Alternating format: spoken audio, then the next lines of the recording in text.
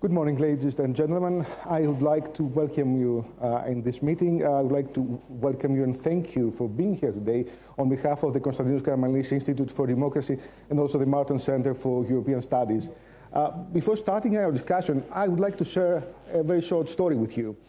When we first had the idea of organizing this panel discussion, together with my good friend and colleague Anastasios from the Martens Center, many people told us, why don't you try for something more sexy? Something like digital economy, sustainability, or, I don't know, some things, Green Deal, or things like that. But then things have changed. We had a war, we had an invasion, and again, now Europe is back. Europe geopolitics are back. Because what we see in the last month is that a big crisis can be a catalyst for the European project. Political decisions that looked impossible to be taken have been taken and are implemented.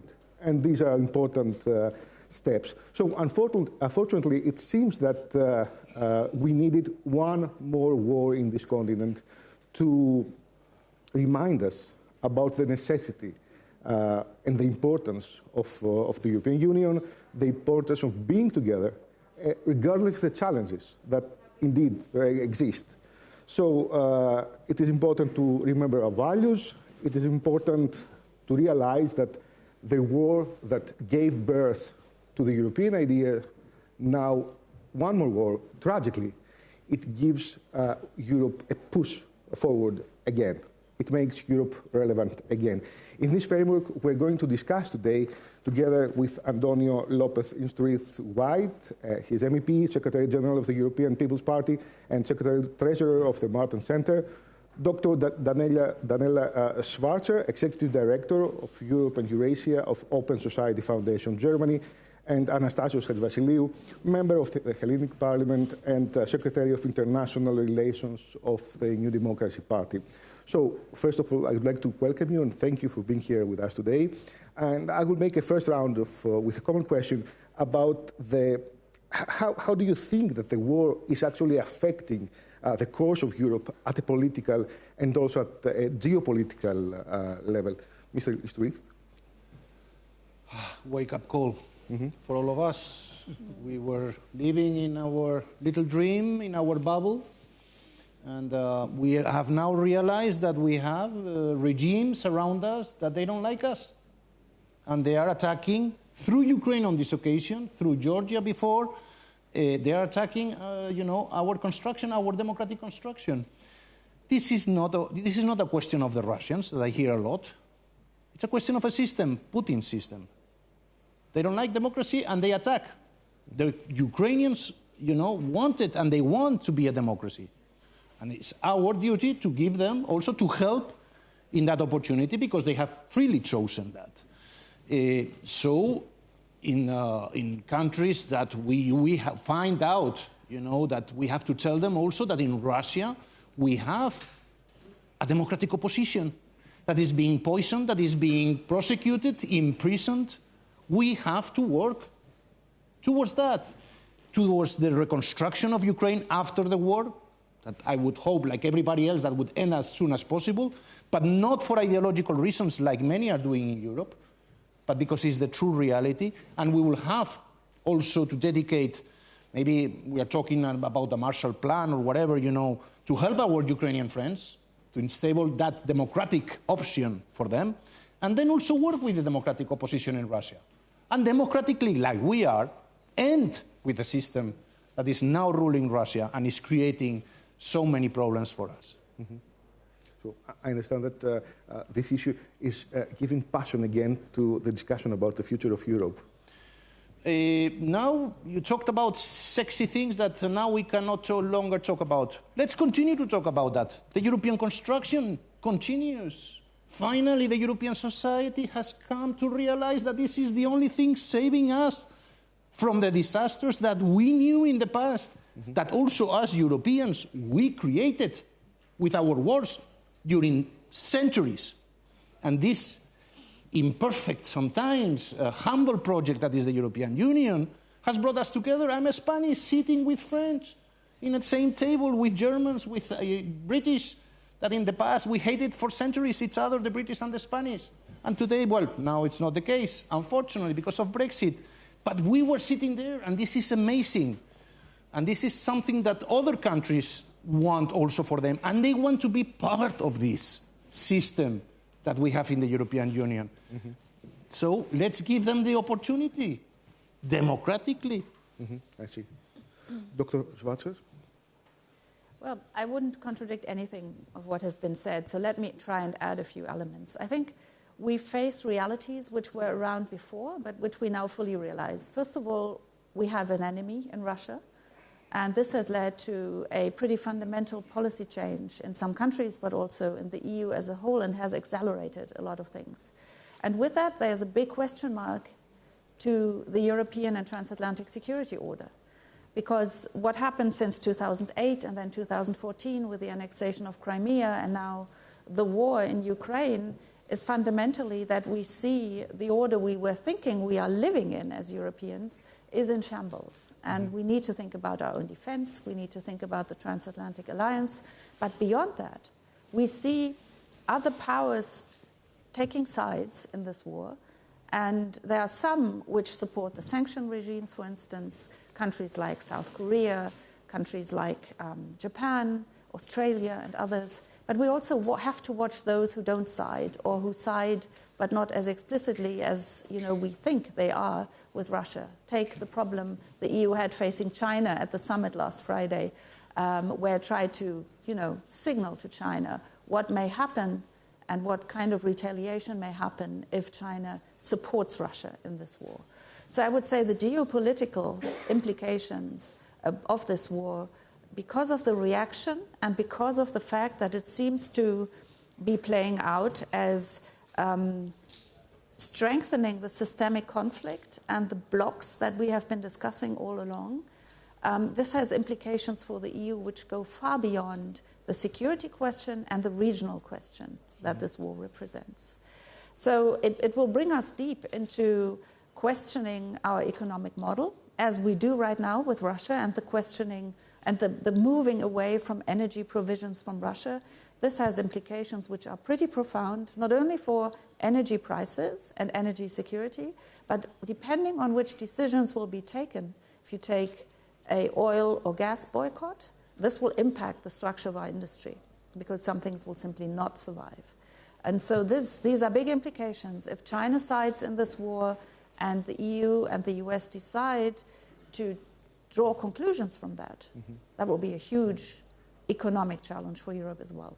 So while we see at the moment a strong European unity, the fifth sanction package was passed last night. It's very good news, despite the elections in Hungary and the victory of Viktor Orban, who is Russia-friendly among the 27. The EU has passed another sanction package.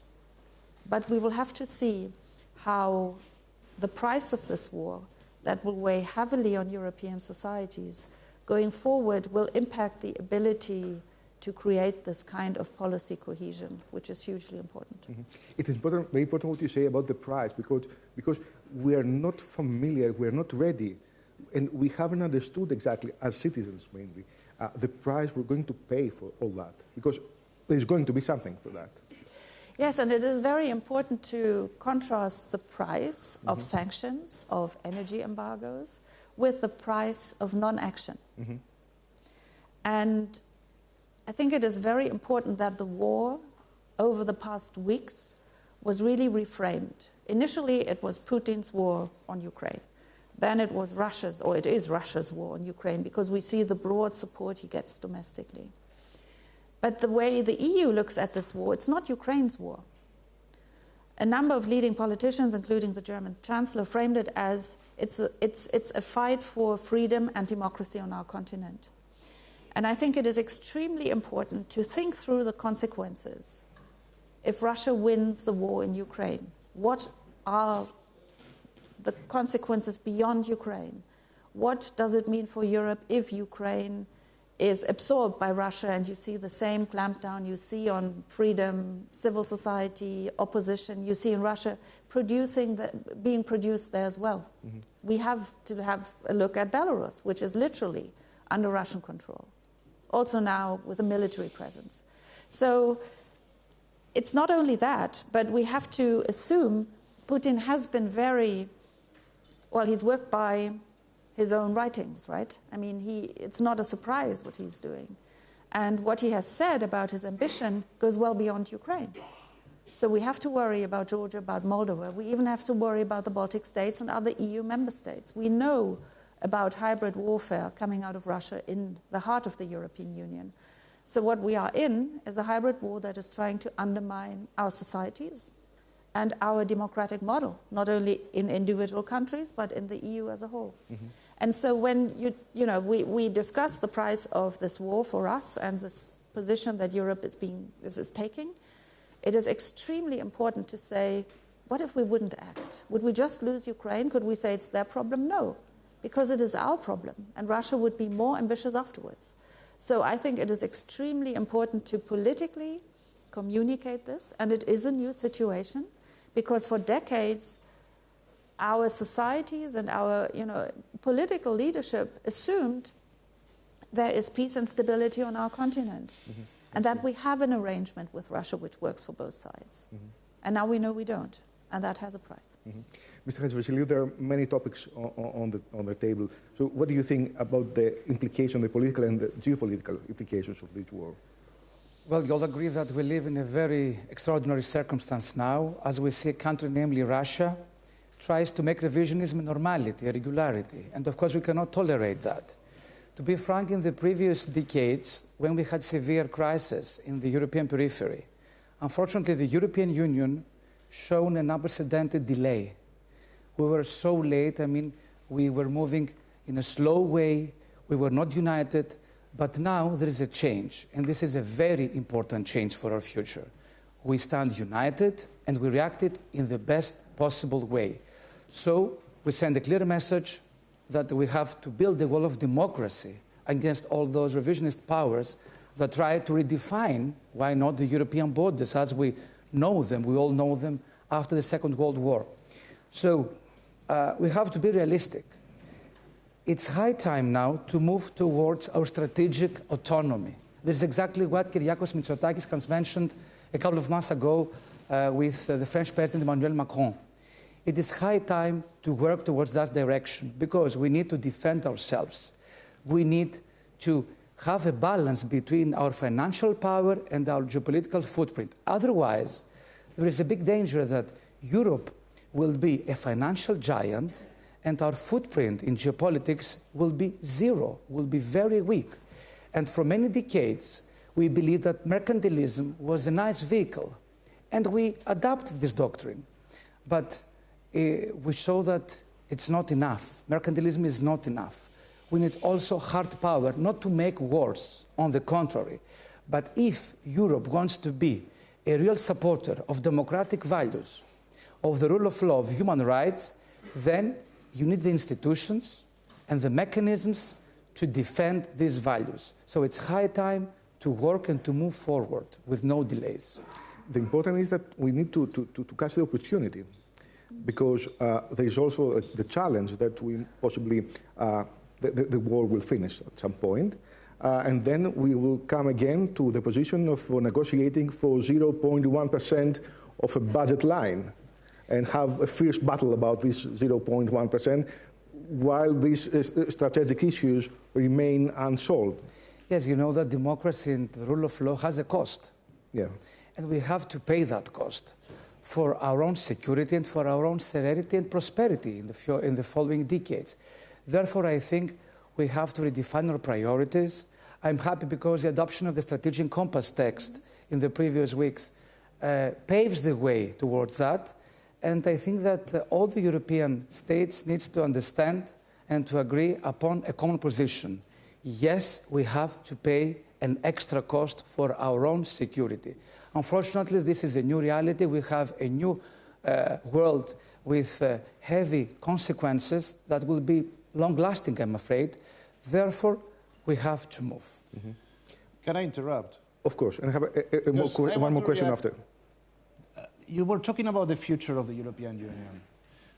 This is the kind of leadership we need. People that say they know the consequences, but they are ready to give the fight. Like this, I believe this government in Greece. Greece, as far as I know, I have been 20 years Secretary General of VVP and member of the European Parliament. I have a lot of Greek and Cypriot friends also because I want to engulf in the Greek world. I know that they have a very close relation with Russia, for example, cultural, religious maybe, societal. I understand and I respect, and I know how tough it is to take decisions with this kind of situation. But this is what we're speaking about.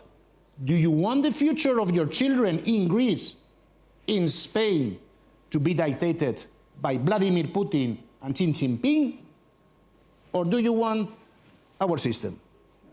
Sorry for the simplification, but this is what is at stake today here.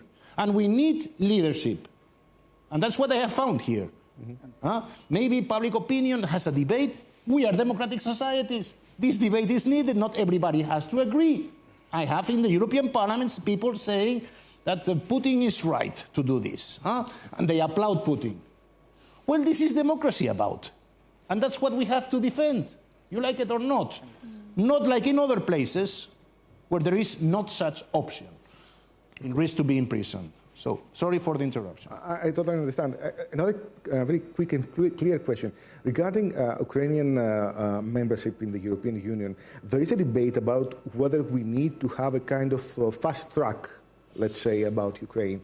I understand the sentimental reasons for that, but I would like to ask your opinion about it, because I remember that there has been a wide criticism about mistakes that have been made during the previous enlargement waves. And I would like to ask your opinion about it. We learn in these processes. We learn these enlargements, the impact, the entry of Spain. I come from a country that, I have to tell you, the adherence to the European Union, I think, was fantastic. I have seen, many of us, we have seen the transformation of our countries that came to the European Union after the dictatorship that we had to suffer in my country, how we have developed, it's thanks to all this, and thanks, that our society, demonstrates that, they are thankful for this system that we have provided us and has helped us so much, no? So, we have to. And the question of Ukraine, it's like others. We have to give them not hope, the reality that not any longer as countries aspiring as democracies, that they want to maintain the democratic system, that we are going to be there for them. But because we are Democrats and we respect the rule of law, we have to do it that way.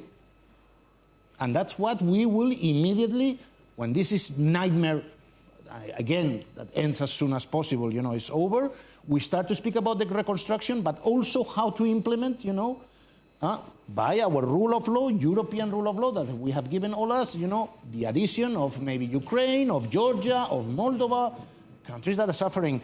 Why not the Balkans? What are we doing with the Balkans? Is it time to reflect a little bit about it? We have candidate countries, that have been there for years. We have to be, now realistic about this, but always following the rule of law. And that's what we do here in our democratic European system. You give me the idea about Western Balkans, and I will go to Mr. Chatzivasileiou to ask him about it. And then I will come to Dr. Schwarzer. Mr. Chatzivasileiou, is it the time to go forward? The discussion is going on. We don't see clear steps. I can understand why, but I wonder whether we have to reconsider taking into account the geopolitical situation, let me say. Look, the Western Balkans belong geographically, historically, and economically in Europe. And that might be a cliche, because you will find this phrase in many European texts. Tono knows better than me. But that's the truth.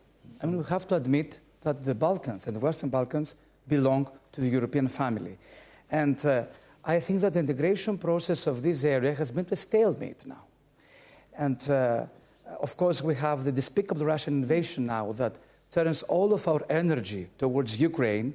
And of course, this is right. We have to do that. And our country fully supports Ukraine's European path by all means. But of course, I feel that the Western Balkans case becomes a sideline story. And we don't want that to happen. Probably we need to give a new impetus to the Western Balkan Euro-Atlantic integration. And allow me to be frank, in the previous decades, sometimes the European leadership turned a blind eye on the Balkan societies. And we allowed Euroscepticism to flourish. Yes. And at the same time, we left a space in order for third parties to come and fill the gap. What about Turkey? What about Russia? What about China in some cases? So we are also responsible, EU as a whole. Now, I think that it's the time to give the new impetus to the Western Balkan society. And of course, there is also an enlargement fatigue. I fully understand this. But can we afford a new arch of instability inside our house? I think no. We can't afford a new area of problems and instability, especially here in the Balkans. Therefore, along with the Ukrainian case, we need to move forward. And this is why Greece is one of the pioneers in this effort. And we have played, and we continue to play, a pivotal role in order to help our neighboring states to become members of our large family. Indeed, I understand that the Greek government and Prime Minister Mitsotakis is very active in this direction. And I have the feeling that Western Balkan countries are expecting that kind of leadership from Greece now. Exactly. This is why we have the presidency of the Southeastern European Cooperation Process, the CECP. So we are ready to organize the summit in Greece during 2022. And yes, Greece has a crystal clear view in this issue. We shouldn't leave the Western Balkans in a vacuum. This is our position. We're working with that. And I'm happy because I'm looking that many European countries and partners share the same idea with us. I think that also Tsono shares the same idea. We have to help them, of course, on the grounds of the things that we have agreed with them. There is a framework, we have to stick with that, but we need to push the story forward. Mm-hmm. You brought a very interesting thing, the question of Turkey. Yes. Let's keep Turkey for the last round of questions. It's a dessert. I would like to... What is Erdogan going to do? What are the lessons to be learned by Erdogan if Putin succeeds? Yes, exactly. Because we have another invasion here in Europe. We have been denouncing this in the parliament forever with the question of Cyprus. Maybe, the wrong lessons might be taken by Erdogan if Putin succeeds. So, sorry.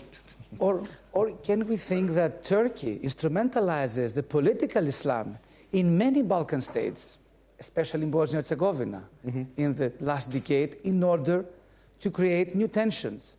Can we afford this? No, by all means.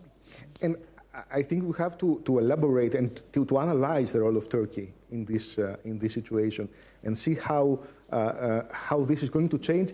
And I wonder whether we're going to give a signal that Europe is not tolerant about reformism. And we have seen reformer rhetoric from the Turkish side. And I understand that now many European friends realize that we cannot actually stand any situation like that, any rhetoric like that. But I will go to Dr. Schwarzer, because I know that she has some comments and I have a question after that. Well, I think on the Western Balkans, we are facing a moment of truth for both sides. Because we've seen, the EU miss big time in providing support which others have filled. You mentioned China, you mentioned Russia. And we also have to make it very clear to the governments in the region that they need to be on track with regards to rule of law and democracy, principled, positioning, and then proceed in their negotiation process. But I also think when you look at the demand that Ukraine, Georgia, and Moldova have put to the EU to start accession negotiations, they need strong signals. And we all know that this is an extremely long process until they eventually, if there is eventually a yes to start negotiations, which I don't expect to come very soon, but rather in principle, we will look at it, but it will come later. We need to think less in black and white terms of full membership and until then dragging on with negotiations. But we really have to be better in making very concrete offers to bring those countries closer to the European Union. Mm-hmm. And one area where this could happen, and this is really a big part of the strategy of countering Russia, is on energy security. If you look at the way Russia deals with the three countries who now ask for EU membership, and you take Moldova, there is a huge pressure on energy, through energy on Moldova, which they can hardly handle. And so I think looking at the policies the EU can actually open, both to the Western Balkans and to our eastern neighbors, while negotiations go on. I think this is an important question. Energy I've mentioned, migration is another one. Market integration, where Europe has blocked, quotas on agricultural products, for instance. We could be better. And this way signal, even though full membership, hence being part of the institutions, is later down the road, there's something we can do now. And I think this signal, because of the external influence that is there and that wants to use the situation strategically, we need to really be strong in sending signals. Mm-hmm. So I understand that we need a kind of step-by-step approach, but with a faster rhythm of going on regarding Western Balkans, let's say. Yes. We need concrete offers to bring the countries closer to the EU, mm-hmm. to make them benefit from this proximity. They also need, obviously, economic situation. Not membership, but some membership at the first stage. Yes, we've been having this debate for a long time in the mm-hmm. European Union. And for a long time, the candidate countries said, we don't want a second-class membership. And we need to get out of that, but say, these are steps towards a full membership, if you fully comply with the principles of the European Union. This is what we need to emphasize all the time. The EU doesn't give up the fundamental principles it is built on, and we know they are challenged within the European Union as well. If you take backsliding of democracy and rule of law in Hungary and Poland, you have two cases which don't strengthen our position. We have 5 minutes. One more quick question about China. You refer to China, and I would like you to elaborate a bit. How do you think that this crisis can actually influence the relations between EU and China, and how do you think the geopolitical role of China? Well, so far China has positioned itself in not so clear terms with regards to Russia. We should not ignore that China and Russia have a pretty close relationship, which they developed before the war. I don't think it's a strategic alliance because it's simply too asymmetric and wouldn't be in the Russian interest. But just before the war started, the two intensified their energy relationship with the project of a new pipeline being built. There are military exercises. The first one was in the year 2018, so this goes back for a while. For Europe, if China sided with Russia in that war through, arms deliveries, undermining the sanction policies of the EU or other ways, this would be a huge challenge for the EU because it would have to do what it apparently said on Friday when the two leaders of the EU institutions, the President of the European Council and the President of the Commission, met with Xi Jinping, saying that if China undermines the EU's policy towards Russia, there have to be reactions, because it's also the US policy towards Russia. So if sanctions are undermined, China could be sanctioned. Mm-hmm. That's a big thing to say. Europe has recognized China as a relevant actor in its neighborhood and within the European Union. So this idea of, yes, it's a big economic partner of the EU, is by now only part of the story. It is a strategic competitor, a systemic competitor which actively undermines democracy within the EU and in our neighborhood. And so this need for the EU to push back on Chinese influence is more and more recognized. The EU comes late to the party. The Global Gateway Initiative, which is now there, which is a way of countering the Belt and Road Initiative, is actually in a harder position to start with because the Belt and Road Initiative and with that Chinese investment is already there. Mm-hmm. It's very difficult to tackle both the economic importance of the relationship and the strategic competition. And one final point, China has to be a partner from the EU perspective to deal with global challenges like climate change. So that's the third pillar. A quick question to Mr. Chatzivasileiou, and then we'll end with you. Mr. Chatzivasileiou, I'd like to ask you about the transatlantic relations. and how important can be geopolitically for Europe, and how things are changing because of this crisis? You know, Putin probably believed that he would adopt the doctrine reign and divide. So he was sure that the Western world, the EU and the US and NATO as a whole, would be divided after this invasion. But thank God that never happened. We were united and stronger than ever.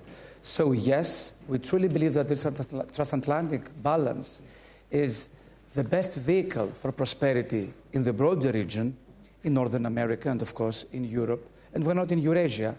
And to be frank, the strategic autonomy I told you before, it's not a competitive mechanism against NATO, it's a supplementary mechanism. That could work, I mean, in full accordance with the NATO mechanism. So we have a big opportunity now to institutionalize in the best possible way this relation between the two sides of the Atlantic Ocean.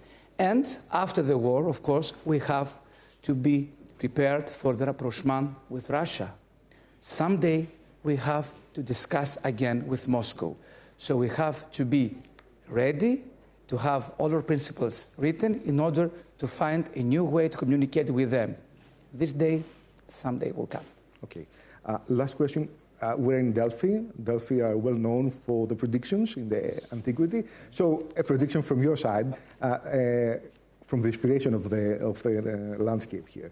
How can you see Europe in the future? United, we go somewhere. Separated, we will perish in this new architecture, wall architecture, that our societies are beginning now to realize. Mm-hmm. That some of us, we had maybe the studies or privilege in the past to know these things would happen, but now the reality bites. So that comes the reality. Two things. I agree absolutely with you with the question of black and white. There has to be also, I have always been realizing about, the need also to create maybe different approaches to other countries. We have been, saying to Turkey many years, member of the European Union, yes, no, yes, no, yes, no. We all know, no, it's not going to become member of the European Union. But in the interest of Greece, in the interest of the European Union, in the interest of Spain, let's have, a kind of privilege relation, economical relation that at the end, is what moves things. This European Union was built first on economy because politics was incapable of creating this unity. So let's go for that. So I agree absolutely. I think it's very good. And the Chinese question is the next challenge. Mm-hmm. There I leave it. So we need clear answers. I think that we got some clear answers today. I would like to thank you for being here with us today. Ladies and gentlemen, on behalf of the Martens Center for European Studies and the Konstantinos Karamanlis Institute for Democracy, I would like to thank you for joining us at this panel. Thank you very much.